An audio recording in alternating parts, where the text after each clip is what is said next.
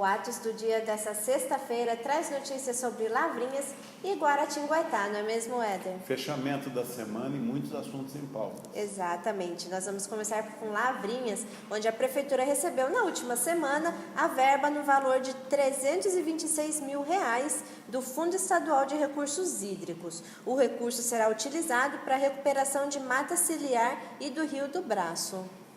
O problema maior de Lavrinhas não é o desmatamento, as erosões, né?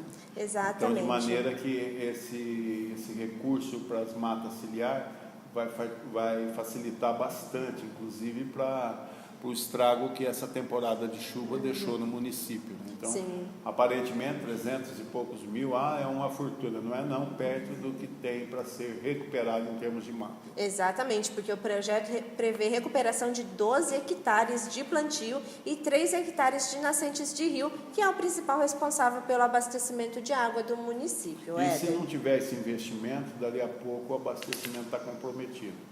Sim, e segundo o secretário do Meio Ambiente de Lavrinhas, o João Bossi, existem mais 2 projetos em andamento. O primeiro no valor de R$250 mil, que vai ser executado junto à AGEVAP, que é a Agência da Bacia do Rio Paraíba do Sul, para o plantio de resíduos sólidos, e o outro projeto de recuperação de mata ciliar no Rio Jacu, na ordem de R$420 mil. É isso aí. Então, nessa soma toda, Lavrinhas acaba fazendo o dever de casa, né? Claro, com auxílio desses recursos, porque o município não teria condição de gerar esse tipo de investimento por conta própria. Sim, é claro, mas é lógico que é importante cuidar, né, das terras da cidade. Agora, em Guaratinguetá, foi liberado recursos destinados às cidades que são intituladas estâncias turísticas aqui do Vale, né? O investimento deve ser utilizado na melhoria e mudanças na infraestrutura viária e também recuperação de estradas rurais, Éder.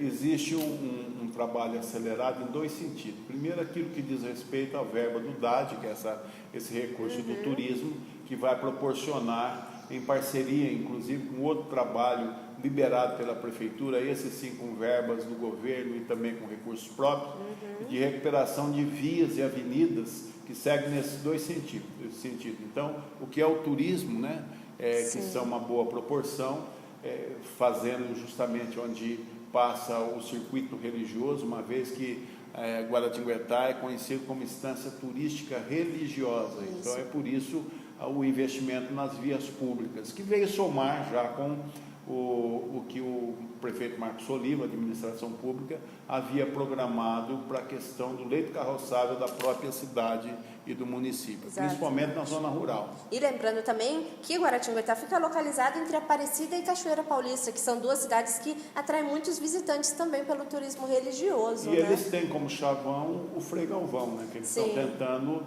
praticamente dar uma importância no sentido religioso, de que as pessoas que fazem o circuito Cachoeira e Aparecida possa também parar por mais tempo em Guaratinguetá, a fim de desfrutar aí dessa repartição, vamos supor, não sei se é esse o termo que se emprega, né, no catolicismo, em cima da veneração e adoração ao santo padroeiro da cidade. O recurso foi liberado pelo governador João Dória, do PSDB, após o imbróglio sobre suspensão de verbas para esse setor em janeiro deste mesmo ano. É importante dizer que Guaratinguetá não perdeu um centavo sequer das verbas governamentais, inclusive aquelas liberadas na época do ex-governador Márcio França, a princípio, a exemplo de outros municípios. Guaratinguetá, pela austeridade administrativa do prefeito Marcos Oliva, fez com que toda a situação de recurso, de convênio, de documentação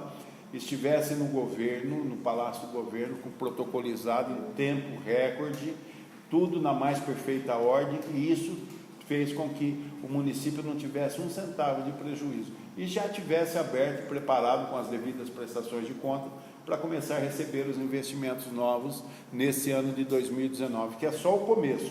Vem muita verba para Guaratinguetá ao longo desse ano de 2019 com o governo Dória, o que também desfaz um pensamento político de que por conta do prefeito Marcos Oliva não pertencer ao partido do governador João Dória, talvez dificultaria um pouco a remessa de novos investimentos.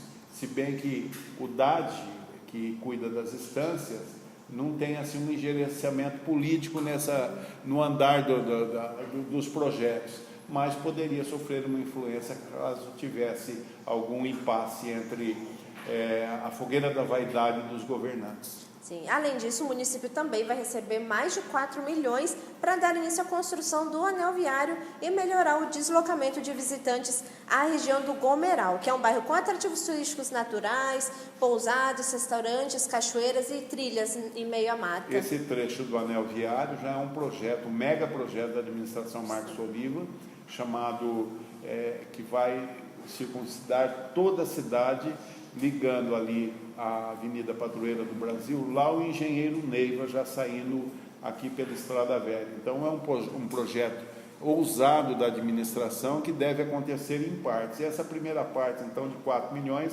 é o que já dá acesso ali ao Gomeral.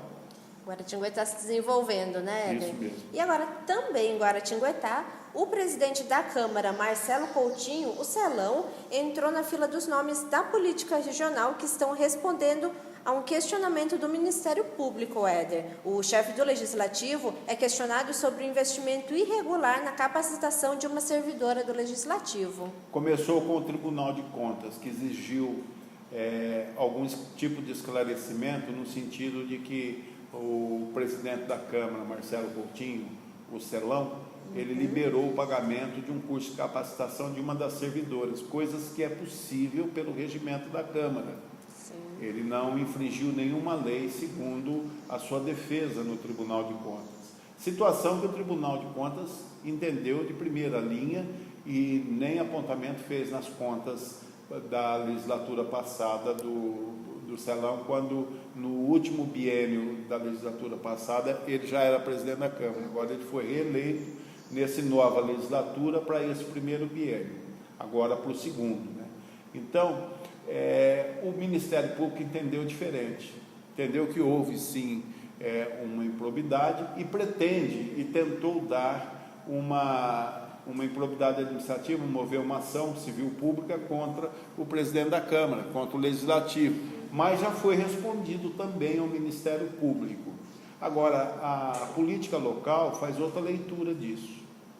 Segundo a especulação política, bastou o vereador Celão, numa das emissoras da cidade, durante uma reportagem, declarar sua intenção de talvez disputar a eleição para prefeito.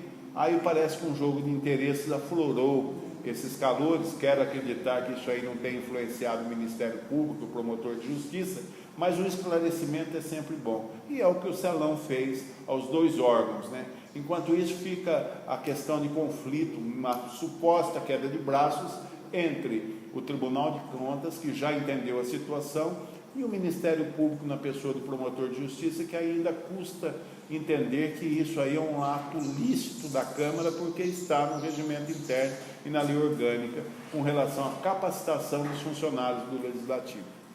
É complicado isso aí, né? Vamos ver como é que isso se desenrola. Essas e outras notícias você encontra no nosso site jornalwhats.net e nas nossas redes sociais também, né? Um bom final de semana para você e até segunda-feira. Lembrando que tudo que você ouve aqui, você lê com detalhes nas páginas do Atos. Até lá.